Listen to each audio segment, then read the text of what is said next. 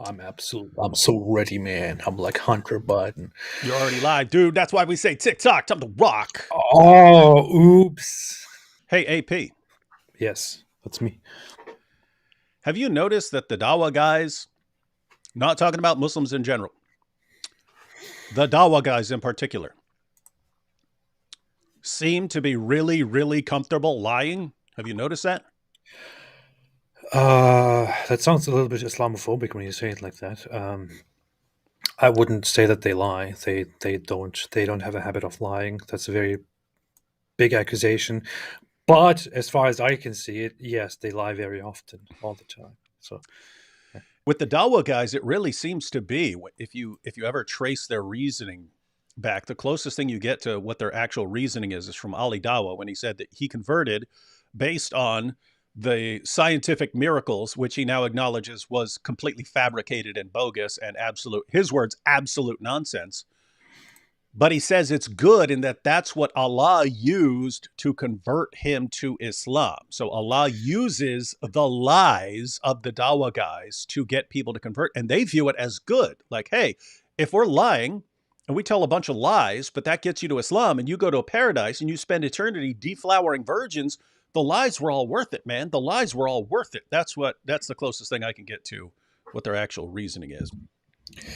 The lies are actually the hikmah of this whole situation. So, lying is hikmah.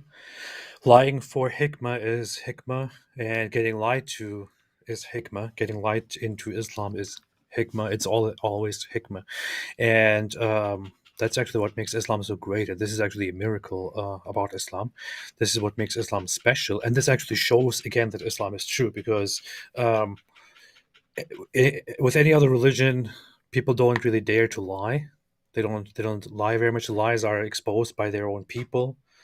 Uh, and the lies often don't work. But with Islam, lies are, despite being so fragile, despite being a house of cards, they work very much and they build a solid foundation. How is this possible? It's a miracle, and this again shows that Islam is very miraculous and unique. I saw this clip and I sort of skimmed through it. The part we're going to, it's a longer clip. He then goes on to say that Jews and rabbis and so on approve of child marriage and so on. The part we're looking at is the part where he actually claims to piece together a case that Rebecca was 3 years old when Isaac married her. So we're going to now, he says, hey, write this down, write this down. So I'm actually going to write it down because, guys, every time one of the Dawa guys says to do something like this, he's always, always, always lying. And the followers are always either too completely gullible or too stupid to actually sit down and write the stuff down and take a look at it. And watch, we'll go ahead and see this because I'm sure there are going to be some Sheikh Uthman fans in the chat, and we're going to expose multiple lies. I don't mean multiple disagreements. I mean multiple flat out indisputable lies. And we can look at Sheikh Uthman's fans in the chat. Not one, I guarantee you, not one of them will care even slightly that this man is a compulsive liar. They just don't care. All right, let's go ahead and check this out. And guys, if you have access to something to write on, like I got a little pad. I got a little pad right here. Got a little notepad. Got a pen. Got a pen and a notepad. If you have a pen and a notepad or, a laptop or anything, something you can take notes down on, we're going to do what he says. He's going to tell us to take notes on this. Again, I haven't done it, but I'm about to do it right now. He's going to give us notes, and we're going to find that Rebecca was 3. He's going to do the math for us. And notice, if what he says does not actually give us an age of 3, then he's lying because he knows his fans are too dumb or too gullible to actually do the math. Uthman clip, Rebecca. Here we go. Genesis 17:17. You guys writing this down? Good. What? Genesis 17:17. All right. Sarah was 90 years old when Abraham was 100. Okay. Everyone, you can be fact checking. I'm jotting this stuff down, but you can fact check. Some of this we don't need to fact check because I've been through it a million times. But go ahead and fact check this, and you can do the math here, because I'm predicting, again, I haven't done his math here. I'm predicting there's going to be a lie. All right. Sarah was how old? 90. When Abraham was? And this is in Genesis 17:17. Look, they're like they're all doing this. Right? 17, not 70. 1717. Ibrahim alayhi salam, or Abraham, was 100 when Isaac or Ishaq was born. How old was he? 100 when Isaac was born, in accordance to Genesis 21:5. Alhamdulillah. Genesis 21:5. Okay. Sarah died at the age of 127, according to Genesis 23:1 and 2, verses 1 and 2. How old was she? 127 years of age when she died, according to Genesis, not according to Islam, just talking about the Bible here. Genesis 23, verses 1 and 2. Okay. Isaac, Ishaq, alayhi salam, was 40 years old when he married Rebekah, in accordance to Genesis 25:20. How old was he? 40. According to Genesis 25:20, giving you evidences for all of these. Sarah was 90 when Ishaq was born. How do we know that? Concluding from 1 and 2. If Sarah was 90 when Abraham was 100, and Abraham was 100 when Isaac was born, then how old was Sarah when Isaac was born? 90, right? Very clear. Ishaq or Isaac was 37 when his mother died, because 127 minus 90 equals what? 37. You guys with me? He was how old when Isaac was born? 90. So if you subtract 90 from 127, what do you get? 37. So that means Isaac, according to the Bible, was 37 when his mother Sarah died. Since Isaac was 37 when his mother died, and he was 37 when Rebekah was born. Ah, right? There it is. Did you catch the lie? I think everyone catch that? Okay. Now notice he's giving sources. I'm saying this because they do this. They do this for people who are too gullible or too stupid to actually follow it. Which one was the last verse that he mentioned? He didn't. That's the point. Okay. That's the point. He just claimed it. What a liar, man. Okay.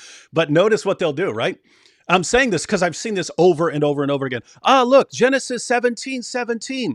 Sarah was 90, Abraham was 100. Genesis 21:5. Abraham was 100. Sarah died. She was 127. This is Genesis 23:1-2. Isaac was 40 when he married Rebekah. This is in Genesis 25:20. Sarah was 90 when Isaac was born. That's because if we put these two together, we get this. And Isaac was 37 when Sarah died, because we can do the math. And since Rebekah was born right when Sarah died, that's how we. Wait, what? Say what? You don't really have that. Say what, Sheikh? Where do you get that one from? Let's go back, because look, he just says it this time. He just says it. He's given reference, and if you're looking, you're getting references on how old Sarah was. You're getting references on how old Abraham was. You're getting references on how old Isaac was. What's missing is how to tie all of this, any of this, to an age of Rebekah. How are you getting an age for Rebekah? You got Sarah, you got Abraham, you got Isaac. What are you missing if you want to say, here's how old Rebekah was? You need some sort of connector that when so-and-so was this old, that's when Rebekah was born, or something like that. And here is where Sheikh Uthman gave zero reference, because there is no reference for it. They just lie. Let's go back, because maybe he's going to give it right after this. I don't know. But he makes the claim. Guys, those of you who are taking notes, where did he give the reference for his claim, which he's about to make? And this supposedly just ties it all together, that Rebekah is born when Sarah dies. Let's go ahead and check this out. According to the Bible, was 37 when his mother Sarah died. Since Isaac was 37 when his mother died, and he was 37 when Rebekah was born. Wait, where you get that? Right? So he's 37. He's 37 when Rebekah dies. I mean, when Sarah dies, he's 37 when Rebekah is born. Where are you getting the claim that Isaac was 37 when Rebekah was born? Sheikh Uthman fans, chapter and verse. Very simple. Chapter and verse. She was born when he was 37. It's very simple. He gave chapter and verses for everything else. He gave chapter and verses for all the other stuff. Where's the chapter and verse? Obviously, maybe he forgot to give it. So I'll give you guys the opportunity, chapter and verse, saying that Rebekah was born when Isaac was 37. And therefore, that since he was married when he was 40, she would have been 3 years old. Go ahead. You're Sheikh Uthman fans. You must have done the math. I mean, he told you to take notes on all this and do the math and figure it out. So obviously you guys did the difficult work of actually looking up these passages and looking up what he said. Where is it? It's what's happening here is very simple actually, and this is he's just repeating what goes around on these on the same like meme that is just written down and distributed on social media, but all that meme often says, by which he goes, is that as soon as Rebekah's birth is mentioned, on the next chapter we read that Sarah dies. But so we have Genesis 22, and at the end of it is just Rebekah. The name Rebekah is mentioned as one of the children. And then on the next page you have Sarah dying, but there is no connection at all. There is no explanation as to when she was born. And how old she was when Sarah died. There is none of that. This is just an inference that these people are making without any basis at all. Rebekah waters like 10 camels. How much water? How much can a camel drink? They'll tell you that 3-year-olds were different back then. They were very strong. 53 gallons of water in 3 minutes. A typical camel. This is from West Texas A&M University. It's the first thing that pops up when you look. A typical camel can drink 200 liters, 53 gallons of water in 3 minutes. So 53 gallons of water. She watered 10 camels, I think. And so, yeah, this little girl lugged over 500 gallons of water back and forth. And yes, that would be stronger than even top G Andrew Tate. Well, back then it was a different environment and a different time. Back then, girls used to age much faster and get much stronger, which is why a 3-year-old girl was much stronger than top G today. That explains it, of course. Lies about Rebekah to get an age of 3.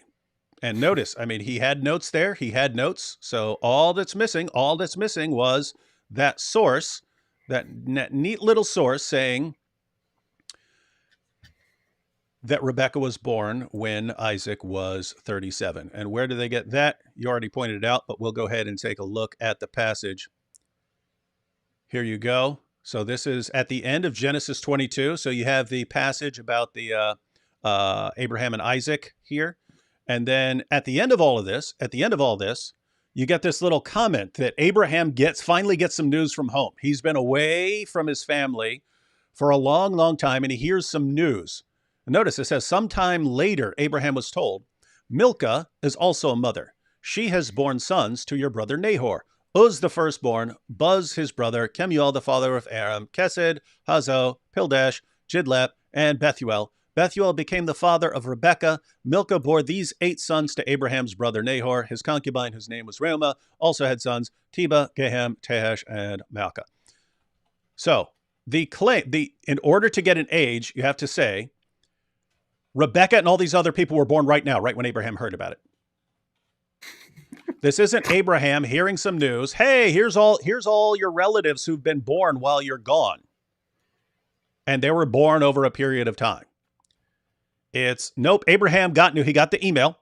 He got the email right when it happened. Hey, all these people were born. And that's when they were born. That's how you tie it. That's how you supposedly tie it. Is that a good argument?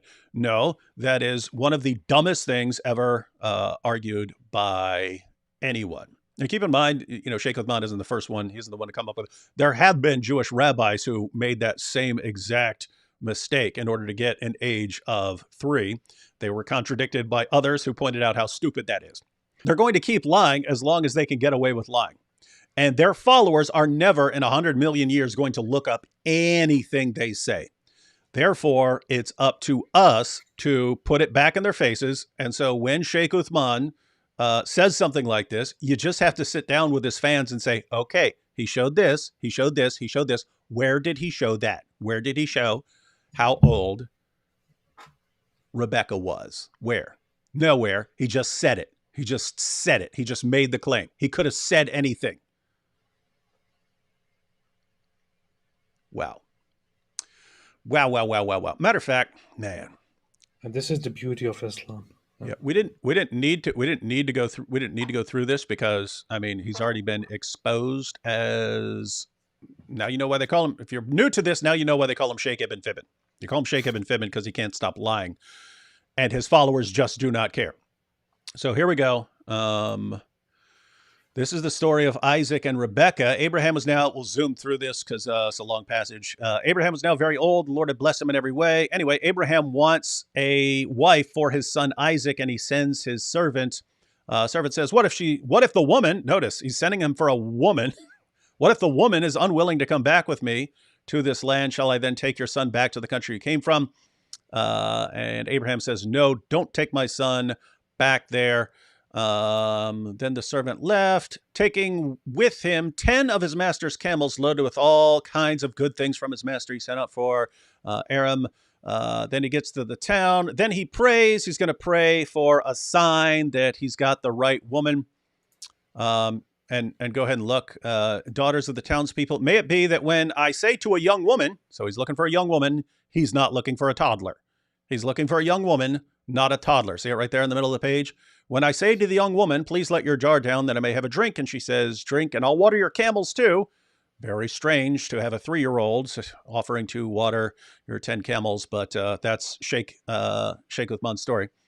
Let's see. Before he had finished praying, Rebecca came out with her jar on her shoulder. So Rebecca fetches the water for the family. She was the daughter of Bethuel, son of Milcah, who was the wife of Abraham's brother Nahor. The woman was wait, I thought she was a toddler. The woman was very beautiful. The toddler was very beautiful. A virgin, no man had ever slept with her. She went down to the spring, filled her jar, and came up again. Pretty strong girl, because, jars weren't light back then. The servant hurried to meet her and said, please give me a little water from your jar. Drink, my lord, she said. She gave him a drink. After she had given him a drink, she said, I'll draw water for your camels too. 10 camels, and they can drink what? 53 gallons in 3 minutes each? Until they have had enough to drink. So she quickly emptied her jar into the trough, ran back to the well to draw more water, and drew enough for all his camels. Without saying a word, the man watched, blah, blah, blah, blah, blah. When the camels had finished drinking. What are you laughing at? This is so ridiculous. Imagine a 3-year-old. Yeah, a 3-year-old. It's like hilarious, right? Verse 28, the young woman ran and told her mother's household about all these things. So anyway, guys. My son is 3-year-old right now. My son's 5. My son's 5, and just the idea of him being out in the field, carrying his water jar, and then some guy shows up. He's like, I'll water all 10 of your camels for you. Someone put that's 4,000 pounds. Someone's doing the math and concluded that's 4,000 pounds. So notice, guys, the Bible doesn't say how old she was. It doesn't tell you. So all you have to go on is you can look a bit at like customs during the time, like when were people married back then? Or you can look at details from the text and say, okay, she's called a woman. She's called a woman. She's called a young woman. Woman, young woman. Woman, young woman. Not called little girl, not called toddler. Not called baby. She's called young. And then you can look at the details describing what she's saying, how she speaks. Does she talk like a 3-year-old? And what she does. She's doing some chores. Does this sound like a chore?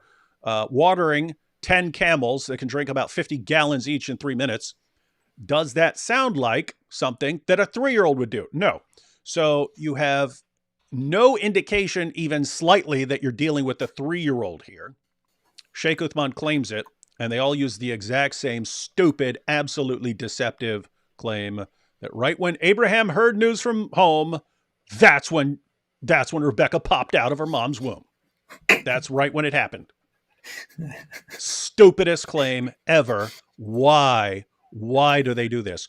Because they're liars. Why is all of this happening? It's all happening because their default mode is when someone tells the truth about Muhammad, lie about them. When someone tells the truth about Muhammad, start lying about them. And that's how you get back at them.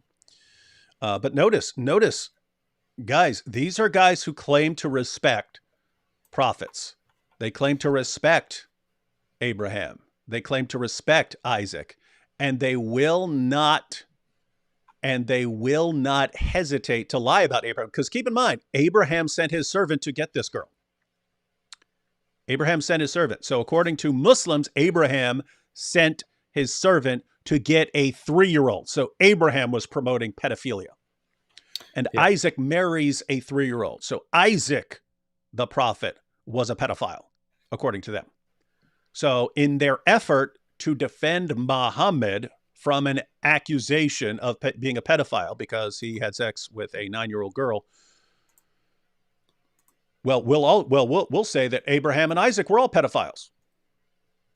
And you guys respect the prophets, right? You guys respect the prophets. You would never say anything. You would never make stuff up about a prophet, right? Isn't that amazing, man? Isn't that amazing? True colors, man. True color. I see your true colors shining through. Joel here says, by the time Isaac was being sacrificed, probably before the age of 12, Rebecca was already born. That is what Genesis 22:20 is trying to say. So he's saying that, you also have the idea. They make the claim because right after Genesis 22, you have the death of Sarah, and they claim, these are right next to each other. These things happened right after one another.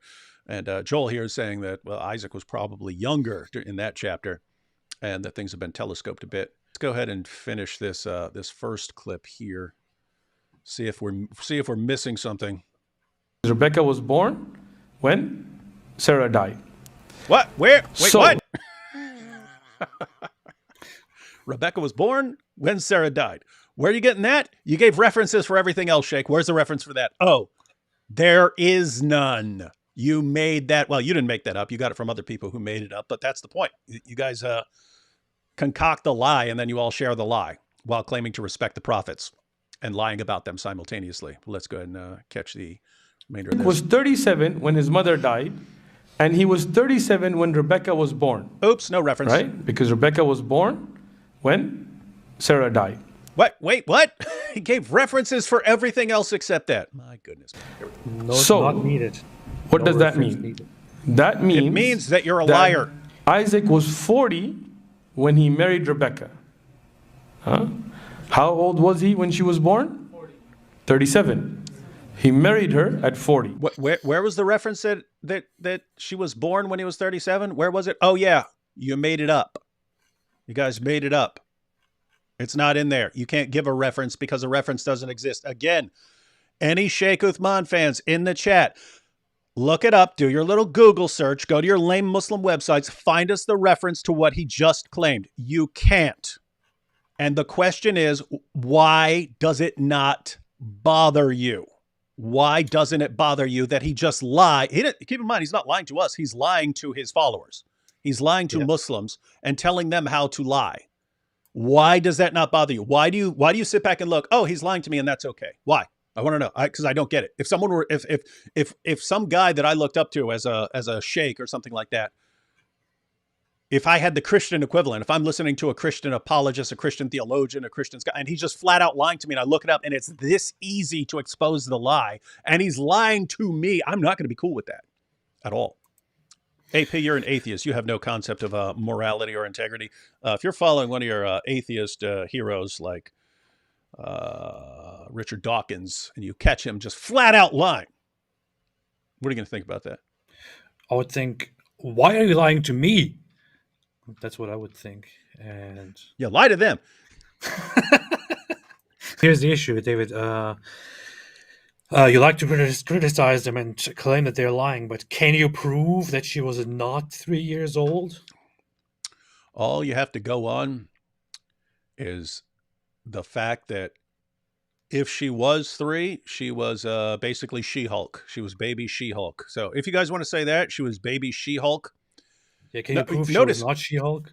yeah, you need multiple things. You need one, that she's basically got superpowers as a little girl, and you'd have to have the idea that Abraham would send his servant to get a 3-year-old. So this guy's got it built. So it's just understood among everyone that when you're looking for a bride, you're looking for a 3-year-old, because otherwise he wouldn't be looking for a little girl.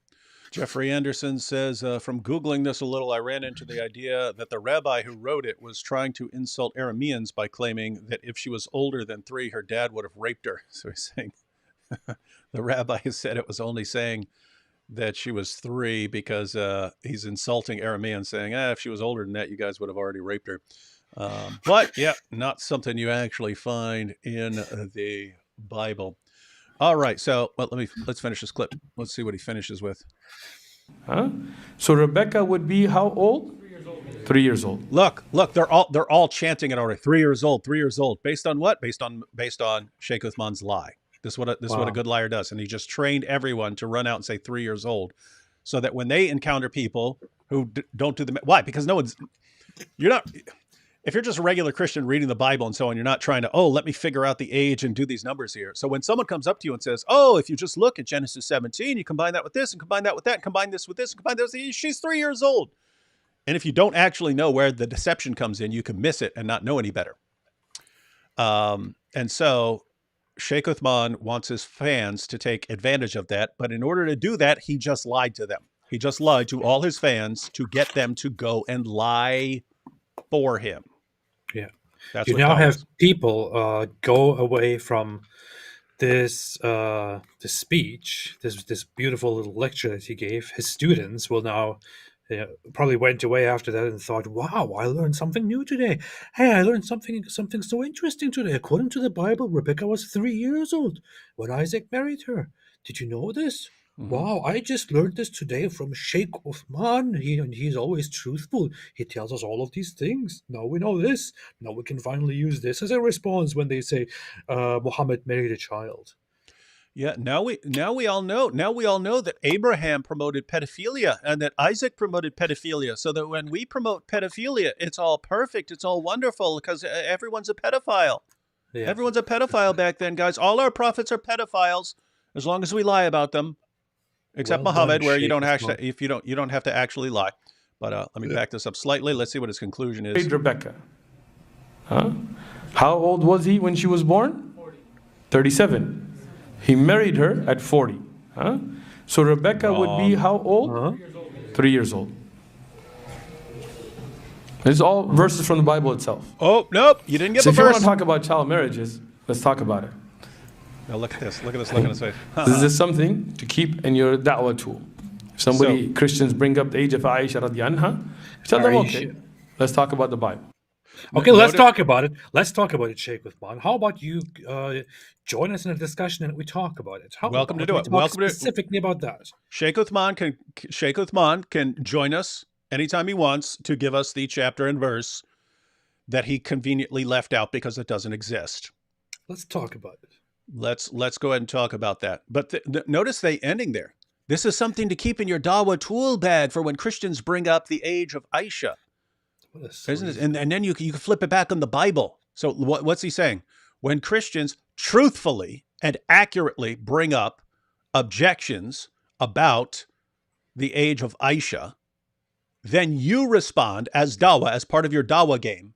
You respond by lying about Abraham, Isaac, and Rebecca. You do that. That's how you do it. You lie about them in response. And you do that. Why? Dawah. It's amazing. I mean, I've been saying for years, dawah is deception. And how could they make it any clearer? This is the quality of research that you can that Islamic scholars are engaged in. Sheikh Uthman basically goes on the internet and finds a meme that goes around of somebody putting this stuff together, the way that he just delivered all of the information, those supposed facts, are exactly like that, found on memes that are spread on social media, where people write the same thing in the same sequence down. He just basically repeated whatever he read on the internet without actually doing a proper research, a proper analysis, because it doesn't matter to him, because he's an Islamic scholar, and Islamic scholars don't need to research. They just need to sit down and read their old books and then repeat whatever they see on the internet or whatever they hear from left and right. Mm-hmm. Alex brings up another point which we didn't really touch on, but Isaac isn't our moral example like Muhammad.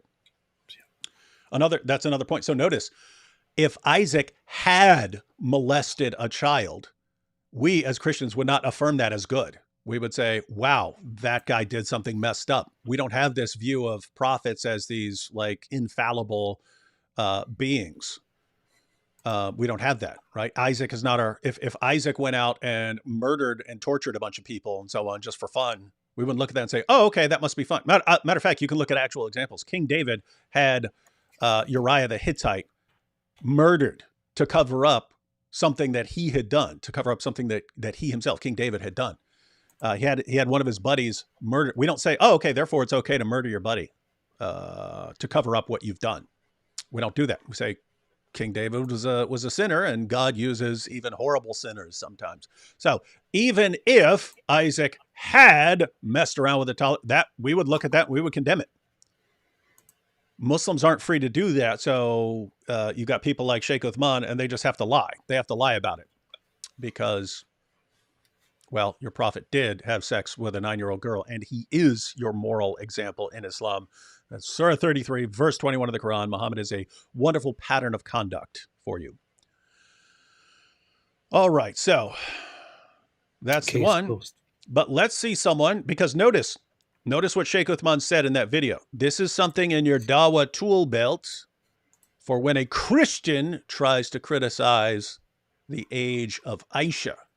And so you respond by lying about the Bible when they tell the truth about Muhammad. All right, so we're going to check out this next clip where a guy does walk up to him and asks him about the age of Aisha, and points out that Aisha was 6. And guys, what do you predict? We haven't watched it yet. What do you predict Sheikh Uthman is going to do when he's asked about the age of Aisha? Is he A, going to speak truthfully, or B, lie repeatedly? What do you expect Sheikh Ibn Fibbin to do in this situation? Or C, put ketchup all over himself and say, they got me. AP got me. All right, here we go. Factual. All right. That Muhammad married a 6-year-old girl. That is not true. That's fact. That's not a fact. You asked me a question. But I got this from some where? Muslims. All right. Was that a question or a statement? That's a statement, right? No, but I got this information from some practicing devout Muslims. Okay, they admitted it. Let me explain it to you. You asked a question, but you need, like I asked you a question, I listened to you. You asked a question, but you're not listening. Okay. When you say he married a 6-year-old girl, just because a Muslim told you that doesn't mean it's right. Just because a Muslim told you that doesn't mean it's right. Now that's true. Because notice, gosh, guys, this is so simple. Sheikh Uthman, he's saying, where'd you get that from? Because he wants to know, did you read the sources on that? Have you read the sources? Are you familiar with the Islamic sources? Or did you hear it from someone? Because if you heard it from someone, I can say, oh, you heard wrong. That's what he's doing. So he's saying, where you get that from? Oh, I heard it from, but just because you heard it from someone doesn't mean it's true. Yeah. Right. Just a little side note. All right. You ready? This is so deceptive. I don't even know where he's going from here. I mean, it's very clear in the source that the marriage, but whatever. Yeah, let's go on. Well, matter of fact, let's just look at the source real quick. So this is Sahih al-Bukhari. Notice the chapter heading, giving one's young children in marriage is permissible, which is why they want to see it from Abraham and Isaac and everyone else. Why? By virtue of the statement of Allah, and for those who have no monthly courses, i.e. they are still immature. That's Surah 65, verse 4. which even according to Muhammad Hijab, that refers to, according to Muhammad Hijab, that verse says that you can have sex with a 5-year-old and it doesn't matter. Alhamdulillah. And the iddah for the girl before puberty, notice this is specifically talking about girls before puberty, prepubescent is 3 months. So they don't even have to wait like Daniel Hakikachu. As long as you get, she gets precocious puberty or something like that, then you can have sex with her when she's little. No, this is talking about girls before puberty. As repulsive as Daniel Hakikachu's claims are, he is massively more moral than what his sources actually claim. And then 5133 narrated Aisha that the Prophet wrote the marriage contract with her when she was 6 years old, and he consummated his marriage when she was 9 years old, and then she remained with him for 9 years, i.e. till his death. So how old was she? 9 years old. 5134 narrated Aisha that the Prophet wrote the marriage contract with her when she was 6 years old and consummated when she was 9 years old. 5158, the Prophet wrote the marriage contract with Aisha while she was 6 years old and consummated his marriage with her while she was 9 years old.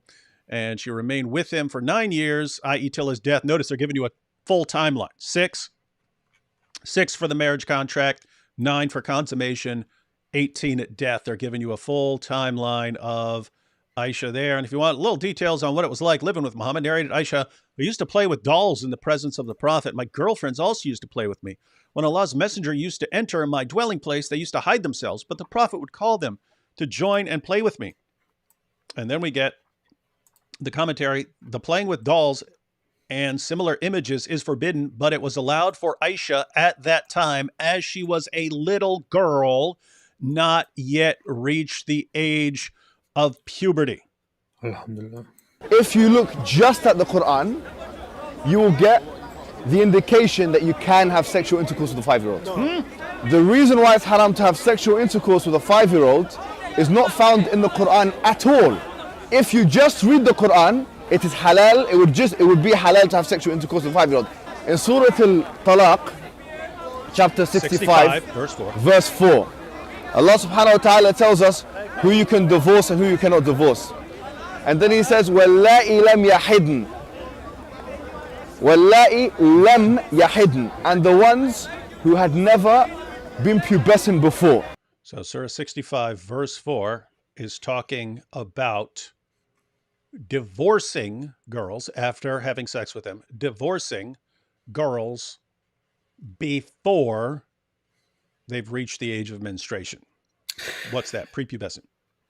This is what we're talking about when we deal with Islam. We're talking about, in the 21st century, still we're talking about the details of when you can rape a child. And we're evil Islamophobic bigots for suggesting that... And by the way, this is very important, yeah?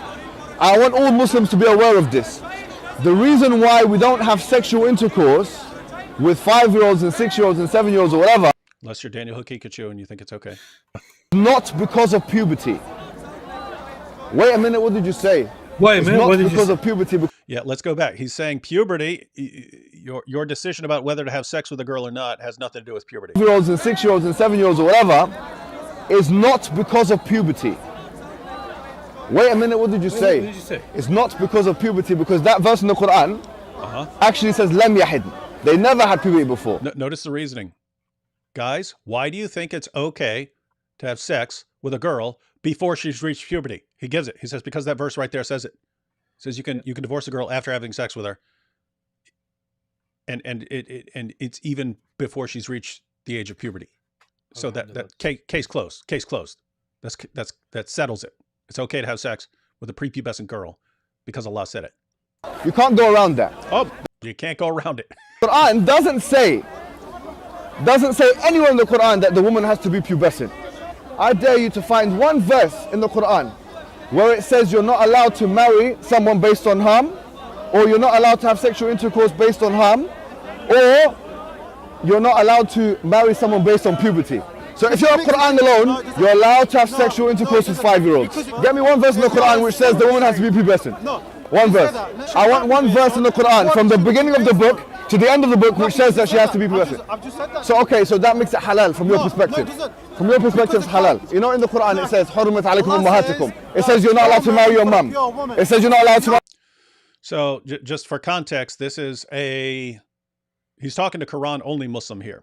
And the Quran, he's pointing out that the Quran only Muslim, Muhammad, just to be clear and accurate, Muhammad Hijab is not saying that it's okay to have sex with a 5-year-old. He's saying that the Quran allows it, but that because Muhammad Hijab also believes in the hadiths, there you have Muhammad waiting longer than, up to 5. So Muhammad waited until she was 9 and so on. So he's saying if you have the hadith, then you would get the idea that you should wait longer than 5. But he's saying if you just go with the Quran, you would conclude that you can have sex with a 5-year-old or 4-year-old or a 3-year-old or something like that. And so that's what he's pointing out here. And let's go. This is almost over. Your sister, your auntie. Where does it say you're not allowed to marry a prepubescent? I'm looking for one verse that you can say, you pinpoint it and say this is where it says prepubescent marriage or whatever is not allowed. So if you're Quran alone, you're steered towards pedophilia, and a severe type of pedophilia, a wife abuse, a severe type of wife abuse. This is pretty awesome stuff, AP. He's saying, hey, if you just go with the Quran, you'll be steered towards a severe type of pedophilia, not regular pedophilia, severe type of pedophilia. That's not, guys, this is not Islamophobes saying it. This is Muhammad Hijab saying, hey guys, if you converted to Islam and all you had to go on was a Quran and you're on an island or something like that and you don't have access to the hadith, you're going to start having sex with 5-year-old girls because of the Quran. The perfectly clear Quran, the book that brags over and over again about being mubin, clear. He's saying, if you just go with this book and don't, go with later sources from centuries later, you'll conclude you can have sex with 5-year-olds and then kill them if they get out of line. Chen here says it's very common in Indonesia that the age of Aisha was 18, even though they knew in Sahih Hadith clearly said 6. They just blindly follow whatever their scholars and leaders say. And that's that seems to be my experience too. Like Sheikh Uthman could come out tomorrow to all his fans and say, you know what, I've done the math. And Aisha was 487 years old when Muhammad had sex with her. And all his fans would go, wow, she was 487 years old. It's amazing. Just because a Muslim told you that doesn't mean it's right. Let me explain that, because many Christians tell me things that you wouldn't agree with. Like Christians tell me that Mary wasn't holy and you can't pray to her, but you as a Catholic do. So I'm not going to hold their opinion as fact. Okay. When you talk about a fact, you have to look at historic documentation. Didn't we look at the historic documentation? Didn't we go through it? Alhamdulillah. Sheikh Uthman knows this guy hasn't. This guy hasn't looked at the hadith. He heard this from Muslims who are saying it. And then Sheikh Uthman knows he can gaslight the guy. Didn't study. I have a master's in hadith. No, I have a master's in hadith, so you should believe me, not these other guys. So Sheikh Uthman has a master's in hadith studies. We have, 200 plus hadiths on the age of Aisha, and he's denying all of them and telling this guy why he should just believe whatever he's saying about the age of Aisha. Historic documentation. Those Muslims didn't study. I have a master's in hadith. He just said those Muslims didn't study. Did you hear that? Wow, man. He just said it. Those Muslims who said that Aisha was 6, because that's exactly what our sources say, they didn't study. I studied. I have a master's in hadith studies. That's how I know about, diacritical marks in the Quran and so on, or dietary marks in the Quran. These are their champions of dawah saying this stuff. Documentation. Those Muslims didn't study. I have a master's in hadith. Okay. So I have studied. Okay. Now I have a video, a link, you don't have to carry it with you, but you can watch it, that explains the historic documentation with books and references regarding this issue. I haven't seen his video on this. Have you seen his video on this? So he's saying that he has a video. No, I don't think so. Maybe a while ago, but I don't think so. Yeah, I don't recall seeing it. We might need to go through it. Now, here's what's interesting, because I haven't seen it, but just based on this little clip here, if he's denying that she was 6, then he's obviously not just going with what the hadiths say. So I'm thinking it's probably likely that he's one of these guys who says, oh, if you go to this, you see that Aisha was allowed to watch this battle, and Umar, he wasn't allowed to watch battle until he was this age, and therefore she must have been, or Umar wasn't allowed to participate in battle until he was this age. Therefore, for Aisha to watch it, she must have been this age, and if you calculate this and subtract this and add this, and then you factor in Asma, who was this many years older than her, and you put it all together, aha, she was 18. And not telling his fans that all of these sources that they use to kind of piece together this fictional age of Aisha, all those sources say she was 6 or 7 when the marriage contract was written, and that she was 9 at consummation. So massive deception. So haven't seen the video yet? Be happy if one of you guys knows where the link is, send me the link, and we would be happy to go through there, because these are always based on massive deception. What else would we expect from Sheikh Uthman? But watch what he does now. You ready for this, AP? He's about to blow the roof off this place. Always ready. I'm always ready. So if you like to learn, you can watch that video. No, guys, you can watch this in like masterclass in manipulation. See, if you like to learn, would you like to learn? Are you the sort of person who likes to learn? If so, then you should go watch my video, not listen to what other. Yeah. And it'll put you at a better state than just... It'll put you at a better state. You'll be at a higher level. You'll be at a higher level if you just mindlessly agree with me. If you like to learn, my followers. If you like to learn, just watch this live stream here, and then you will know everything about this issue. Yeah. You know, depending on some Muslim that you may have met somewhere. Muslim? And, I mean, keep in mind, I mean, he's throwing everyone under the bus. Ali Dawa, Aisha was 9. Sheikh Yasser Qadi, Aisha was 9. Respected Muslim scholars around the world. To be clear, there are Muslims who can reject the age of Aisha if you reject the sources. So if you're a Shia Muslim and you don't believe in Sahih al-Bukhari and Sahih Muslim and so on, you can reject that claim. This guy's a Sunni Muslim who goes by Sunni sources. Does he know he's lying? In other words, does he actually believe that Aisha was 18 or whatever he's going to say? No, he knows it's a lie. He just believes it's okay to lie, as we're about to see more. Very high up people that are very high up there. What if they? No, but what if they studied? I don't know you, and I know the people that I got the information from. Okay, so look at this. He's still challenging this guy's. This guy says he heard it from Muslim scholars, and Sheikh Uthman's going, "What have they studied? What could they have studied? What could they have studied? How about all your hadiths would say it over and over and over again?" Why don't you watch the video I have? They're theologians that I got this information. Right. Where have they studied from? Name a university. Well, you're asking me stuff I didn't know you were going to ask. Okay, so I'll tell you. I could actually get that information. Look it up. No. Let's do this. Let's do this. Let's do this. It's weird in our time. This is in our ridiculous. society, but it was totally normal back then. Let me ask you. When you go back to the Bible. There we go. Did you catch it? Did you guys catch it? He said in the other video he watched, hey, when Christians bring up the age of Aisha, flip it back on the Bible and be prepared to lie. He didn't say be prepared to lie. He acted like he was giving them accurate information. But what did he do here? He's being challenged on this. And what does he do? Go back to the Bible. Watch this. So let's see what he does. Let me ask you. When you go back to the Bible, right? Yeah. Do you have people that were married under the legal age today in the Bible? When we go what? In the Bible, historic references in the Bible. This is so sleazy. This is so slimy. Bad. Like, he's supposed to be the apologist, the guy who sets up specifically who has a stand there to answer questions about Islam, and that's what he claims to do, right? He's supposed to be answering all of these questions. He's like, come ask me, and I will answer your question. If you ask me, I will answer your question.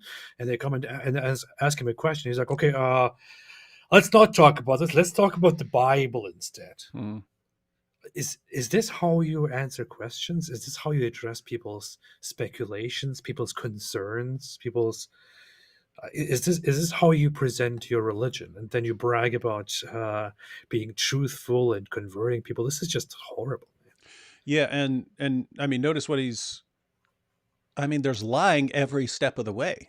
It's, this guy's asking you about Muhammad's marriage to Aisha. What does he do? He lies. No, she wasn't 6. Oh yeah, I have a master's, so I know. And if you go to my video, you'll see, she was way older than that. And let me now flip to the Bible so I can lie about that too. It's lying. That's all that happens. And this just shows the power of Islam. The power of Islam. And that's just what's amazing. Is you need to believe in this religion. It's the truth. Okay. Why can't you go 10 seconds without lying? Like why? Explain that if you got the truth. Anyway, let's do this. You said when you go back to the Yeah, if you look at marriage in the biblical sense, Marriage in the Bible. if you look at Joseph and his marriage, how old his bride was. He just gave an example, Joseph. I assume he's talking about Joseph, the husband of Mary, and not Joseph in the Old Testament. But let's see. If you look at marriage in the biblical sense, if you look at Joseph and his marriage, how old his bride was, have you studied that? No, I don't. Okay. Why don't you look at that before you come and talk about the Prophet Muhammad, first off. Secondly, why don't you... Mary not an adult? No, she wasn't. How old was she? Mary About wasn't 12 according to Catholic texts. Look it What? up. Did you hear what he just said? She was 12 according to Catholic texts. Wow. Someone in the chat asked, would this be classified as a logical fallacy? Yeah, this would. I mean, apart from you could always just lie and stuff like that. That would be bad. But yeah, this is called the tu quoque fallacy. When you're flipping an objection back on the person. Now you have to be careful with the tu quoque fallacy because there is a concern of consistency, right? If the person asking the question is going to be inconsistent.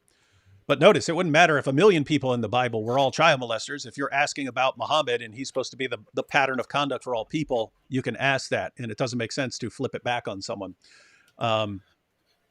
But notice what happens. It's, hey, you're criticizing Muhammad for having sex with a 6-year-old. No, I mean, for having sex with a 9-year-old, but marrying a 6-year-old. And he says that never happened, even though that's what their sources say happened. And then his response is to flip it back as an objection. What about child marriage in the Bible? So we're sitting there going, what child? What are you talking about? And he gives his example, and that's Joseph and Mary. So he's claiming, notice, we already saw in the other clip, he lied about Abraham, Isaac, and Rebecca. Lied about all 3 of them, lied about the Bible, claimed that the Bible says one thing, then it didn't say. He made it up. Well, again, he didn't make it up. He repeated what other people made up.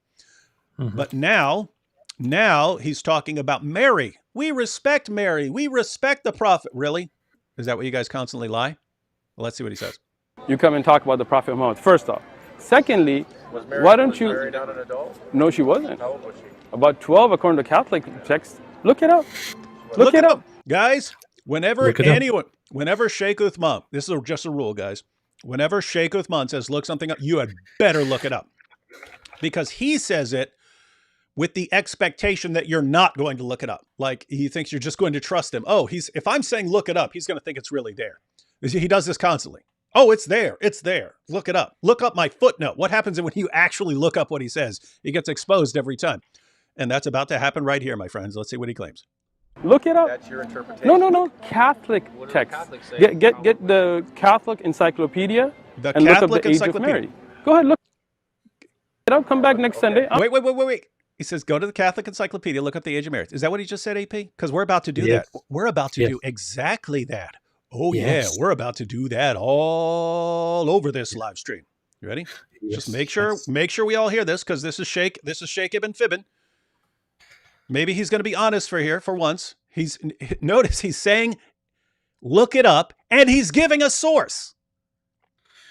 Why do they do this? Because 99% of the people who are ever going to hear this are not going to bother to look it up.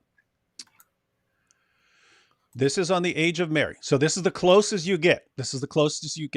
Closest you get. From the age at which Hebrew maidens became marriageable, it is possible that Mary gave birth to her son when she was about 13 or 14 years of age.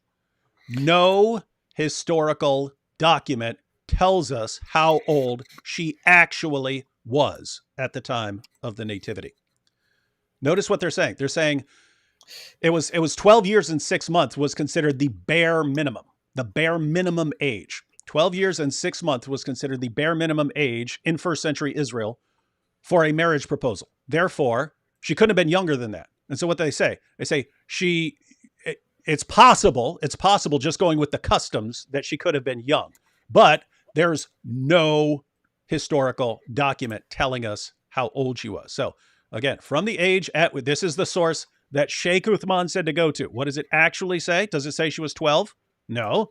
It says from the time at which Hebrew maidens became marriageable, it's possible as the earliest that she gave birth to her son when she was about 13 or 14 years of age. No historical document tells us how old she was. She actually was. Why is this relevant? So you can say this is the youngest she could have been, the youngest she would have been allowed to be and actually have a marriage contract, 12 years and 6 months. That was the bare minimum. IP, didn't he actually cite a source that actually went through the data on marriage ages, and he concluded like I think he said like the average age at which girls were married was like 18 or 20 or something like that. That was the average. Yeah. And so, guys, does the Catholic Encyclopedia say she was 12? Obviously, you were not looking up the real Catholic Encyclopedia because in that case, Sheikh Uthman ibn Farooq would be lying, and that is not possible. Therefore, you're looking this up in the English, probably not in the original Latin. That's why. Well, we actually have another source to go because this guy, the guy, Sheikh Uthman's buddy there, Sheikh Uthman's buddy who's hanging out with him, actually looks it up in the Catholic Encyclopedia. He goes to the article on Joseph, and we're going to hear this guy flat out lie. I mean, flat out lie. He's learning from the best. He's learning from Sheikh Uthman. This guy's learning how to lie to people, to deceive them. Let's go ahead and finish that clip. I gotta do some Excellent. stuff over here. At the You want me to give you the video so you can learn, or you just want to? Are you gonna be here next week? I am, but What is he still doing? Do you want to learn? Are you the sort of person who wants to learn? If so, then you should check out my video if you want to learn. If you want to, aka if you want to be lied to. you don't want to watch the video first? Carry No. anything right now. It's a video on YouTube. You don't have to carry it. Well, how am I? What do you? You have YouTube Oh, on you're it? saying? Okay. Yeah, it's my video. I got you. Okay, there you go. That way you can have some better. Yeah. Can you put it? State that at the time of her marriage Masjid? to Joseph, Mary was 12 to 14 years old, and he was 90 years old. Oh. Joseph was Wait. Did you catch that? Oh. That's Sheikh how we're Uthman's going buddy. to What? Guys, did y'all catch this? Oh. Joseph 12 to was 14, and he was 90. Look at Sheikh Uthman. Why don't you look up the Catholic Encyclopedia? According to He's saying it again. Go to the Catholic Mary Encyclopedia. could have been married at about 12. M. All right, did you guys catch that? So Sheikh Uthman says, go to the Catholic Encyclopedia. We went to the Catholic Encyclopedia. The Catholic Encyclopedia said there's no historical source on the age of Mary. We don't have one. Based on the customs of the time, she would have had to have been 12 and a half at a bare minimum. But apart from that, she's called a woman. She could be 16. She could be 20. We don't know. We have nothing to go on except for the fact that she's called a woman. But then this guy, he actually quotes the Catholic Encyclopedia saying 12 to 14 and Joseph was 90. And when you got the Joseph was 90 there, that's how you know they're talking about the article on Joseph. And he says, that's what the Catholic Encyclopedia says. She was 12 to 14. Joseph was 90. Are we going to mindlessly believe them? Or should we actually, have we learned our lesson and we're actually going to look up what they say? Let's go to the Catholic Encyclopedia. I feel, by the way, AP, this is just like when the guys, they'll say, the Talmud says this, and we look it up and it's not actually in there. And we say, hey, that's not actually in there. And the people go, what? You're defending Talmud? You're defending. No, I'm responding to a lie, guys. But it's the same thing here. I'll get messages later. What? You're defending the Catholic Encyclopedia? No.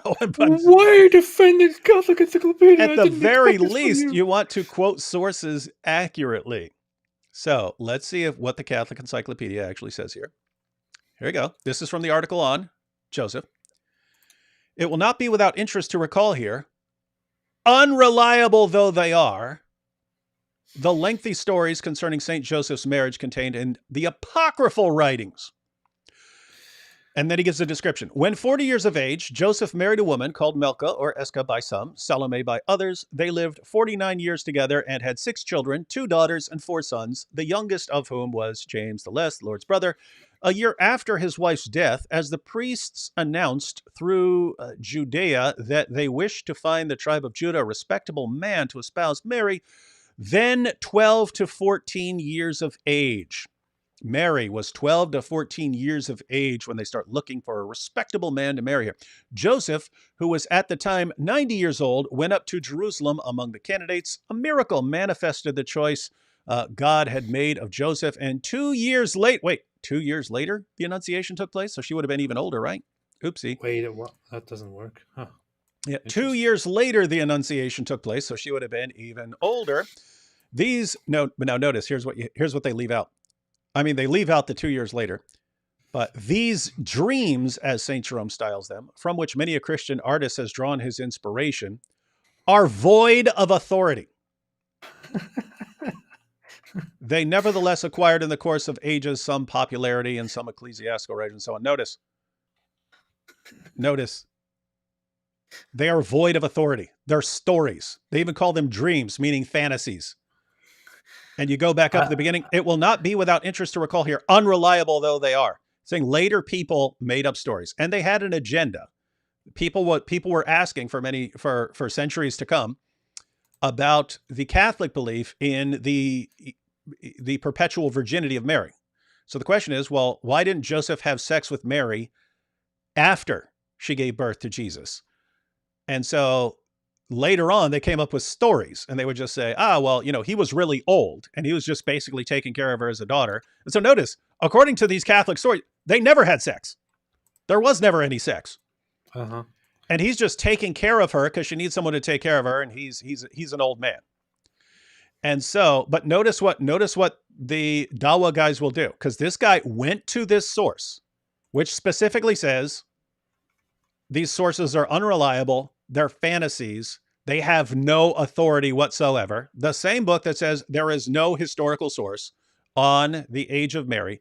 They'll go right to the middle of this paragraph and they'll see, tribe of Judah, respectable man to espouse Mary, then 12 to 14 years of age. They'll leave out saying, 2 years later, the Annunciation took place. They'll leave all of this out and just say, you see, she was 12 to 14 and Joseph was 90. And therefore, according to the Catholic Encyclopedia, she was 12 when Muhammad had sex with her. That's the takeaway, according to Sheikh Uthman. The Catholic Encyclopedia says she was 12 when she was married. And we're supposed to respect this. We're supposed to look at this and say, wow, this is how do we convert to this religion that always, always, always lies whenever we ask about it?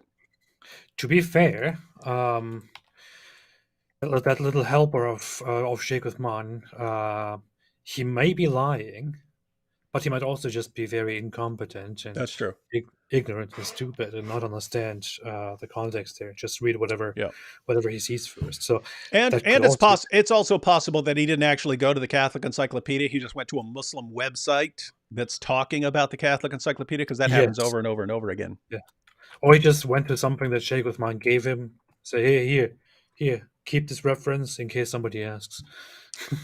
Yep. And that's Dawa, ladies and gentlemen. That is Dawa. Aaron Dunn points out one of the main problems here. It's crazy how Uthman denies Aisha's age while going to the Bible to lie about ages that were never mentioned. I know, that's what I said. Rebecca, he's just deflecting. I mean, think about this, guys, because this is the takeaway.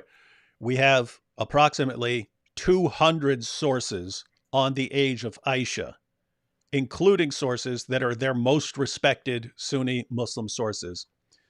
Sheikh Uthman wants us to look at those, ignore it all, and just go with his video where he's apparently going to argue that she was older. Then he'll go to the Bible, just completely lie about the age of Rebecca, and lie about the Catholic Encyclopedia, lie about Mary, lie about Rebecca, lie about Abraham, lie about Isaac, lie about Joseph, lie about Mary, lies about all of them, while claiming that he's got the truth and we need to listen to him. It's like, guys, would the truth need to constantly lie? This is the beauty of Islam. It's the beauty of Islam. And guys, again, the more you lie, the better you are at lying and deceiving and manipulating, the more popular you become instantly as a da'i. C.M. Bradley here says, the sources that the Catholic Encyclopedia references are all apocrypha that present Mary and Joe's arrangement as intrinsically non-sexual. And that's, there never was any sex. And the later stories, these later sort of fabricated stories, were just based on the idea, how can we explain the fact that these guys never had sex? And so we'll make him an old man and her like basically being taken care of as some sort of foster daughter, and they never have sex. And, the Catholic Encyclopedia said, we don't take these seriously. No one does. No one takes these seriously anymore. Except Muslims. And even then they can't get it right. But notice, guys, if the Catholic Encyclopedia says, hey guys, we have no source on the age of Mary, no historical source, nothing we would take as historical. All we have are some late, basically fabrications to go on. And that's it. And we don't trust these because they're late and they had an agenda. How do you look at that and say, the Catholic Encyclopedia says she was 12? It doesn't even say she was 12 in the passage that you're talking about. But even, you have to massively distort that. But even then it's saying, and you can't take this stuff seriously. The Catholic Encyclopedia itself is literally telling you very explicitly that this is not to be taken as a fact. Yeah. And you take it as a fact. And yet they all, again, a bunch of their Dawa guys do this. Daniel Hakikachu, in his debate with Inspiring Philosophy, said the Catholic Encyclopedia says she was 12. What do we do when they nonstop lie in defense of their religion? Well, I'm not going to advocate that you lie in return. I'm not going to do that. Can't do that. Lying is okay for them because they worship a God who brags about being the best of deceivers, and their prophet said that war is deceit, and their prophet showed that, yes, deception is good and deception is wonderful, and that's why their Dawa guys think it's okay. We don't believe that's okay. So what can we do in response? Well, I'll tell you what. We have sources that say Muhammad did things that sound very creepy, and when we're in a good mood, we give them the benefit of the doubt, and they insist that we give them the benefit of the doubt on these things. When we're in a cheekier mood, then we don't give them the benefit of the doubt. We just say, "Oh, look at what your prophet did." So what am I talking about here? Well, you got all these passages in the Hadith, a bunch of them, talking about Muhammad walking around covered in semen. You got passages about Muhammad sucking on little boys' tongues and letting little boys suck on his tongue. You got passage where Muhammad pulls up his dress so that one of his followers can kiss him all up and down his side. And the guy's going, "This is what I wanted, O Prophet. This is what I wanted. This is what I wanted. That's what I dream about." Yeah, so you've got these passages. You've got these passages about Muhammad wearing his wife's garments. Now, what it actually says is he was in the garment of his wife, Aisha, or in his other wives' garments. So he's in the garments of his wives. And Muslims tell us that, no, when it says garments there, you should interpret this as in their bed or under their blanket or something like that. That's not what it says, but you should interpret that way. Guess what? If you Dawa guys are just going to flat out lie, again, I'm not going to say lie in response, but I will say stop giving your prophet the benefit of the doubt on any of this, period. In other words, when the most charitable interpretation of Muhammad being covered in semen when he's walking out, and then Aisha would say, "Oh, and I had to stop and scrub him down and scrub all the semen off his clothes and stuff like that because he was heading to the mosque. And then he's walking out. I see even more all over him." Okay.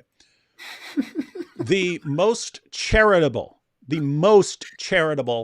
interpretation of that is that Muhammad is an absolutely disgusting person who used the garments he wore to go to the mosque to hug it out with his buddies. He used that as a semen rag. He used the exact same garment that he would wear to the mosque, and he would use that as a semen rag after sex. He'd wipe himself off with this, and then put it on, and then go to the mosque. And Aisha's like, stop. Let me scrub some of this semen off you. what's amazing is when I bring this up to Muslims, they'll be like, oh, Muhammad was so poor. Like, wait, he's so poor he couldn't afford a rag? He couldn't afford a rag? That's how poor. That's your story. This guy got a fifth of all the war booty, but he couldn't afford a rag to wipe himself off with. He had to use his garment, his good church clothes. That's why he had so many wives. That's why he needed so many wives, so they can clean off all the semen that he has on his clothes all the time. Yep. That's what the wives are for. You see? And you blame him for marrying so many wives. So that's the most charitable interpretation. He's just disgusting. He's not a person you would want to hug because this guy's covered in his semen. That's the most charitable. That's the nicest interpretation of that passage. He's just disgusting. There are other interpretations of that, ladies and gentlemen. There are other interpretations of why this guy's covered in semen. Muslims don't want us going with that. They want us to be charitable in our reading of the text here. Same thing with Muhammad sucking on little boys' tongues. One interpretation is just he had this disgusting practice of sucking on little boys' tongues and stuff like that. And there's nothing perverted about it. He just, look at a little tiny little toddler. Let me suck on his tongue. Okay. So the charitable interpretation is he has a disgusting, unhygienic practice. The less charitable interpretation is he's a pedophile with boys in addition to girls. Muhammad wearing his wife's garments. We could be charitable and say, okay, maybe this just refers to him being in the same bed or something like that. What it actually says is in his wife's garments. So, cross-dresser. That's what you'd get if you're not being charitable. If you just say, okay, I'm just going with what your text says, and I'm not going to go with your understanding of it. I'm just going to go with what your text says. Okay, so he's a cross-dressing, child molesting, doesn't care, boys or girls, molest them all, and is constantly covered in semen because guys are skeeting all over him. That's what happens. Not when we're making stuff. Notice I'm not making anything up here. That's in your sources. I'm just not giving you the benefit of the doubt. Yeah. So guys, that's going to be the new rule. That's going to be the new rule. I'm going to lay it down. I'm going to put it out there. Here are all the issues. I'll give the sources. I'll put all the sources in the video. I'll say, here are the sources. And since they are actively just lying, I mean, flat out lying about people they claim to respect. Hey, we respect Mary. We respect Abraham. And they lie about them. Okay, fine. I'm not gonna lie, but I'm not going to give the benefit of the doubt on any of this stuff anymore. So now we look at the sources and we go with the most disgusting interpretation we can. And we do not back off of that interpretation an inch until they stop lying. So that's it. They don't, if you tell them to stop lying because lying is wrong, they don't get it. They don't stop. If you tell them to stop lying because it shows that they don't really respect the prophets and so on that they claim to respect, they don't care. Because their religion actually is one man, and they think that by worshiping that one man, they've got, everyone else and all the other prophets and God and everything. It's nonsense. Everything revolves around one guy. But since they're going that direction, pointing out that, hey, you claim to respect Abraham, but you call him a pedophile, doesn't work. They don't get it. The only thing they ever get is when this blows back on Muhammad and it turns out badly for their prophet. And so new rule, you guys are going to keep lying until you stop lying and apologize for the lies. There are going to be some issues where we are never backing off of, and we're going with the most disgusting interpretation we can. We're sticking with that until you stop lying. That's going to be the new deal. What do you guys think about that? Beautiful words. Alhamdulillah. This shows the truth of Islam once again. Powerful stuff.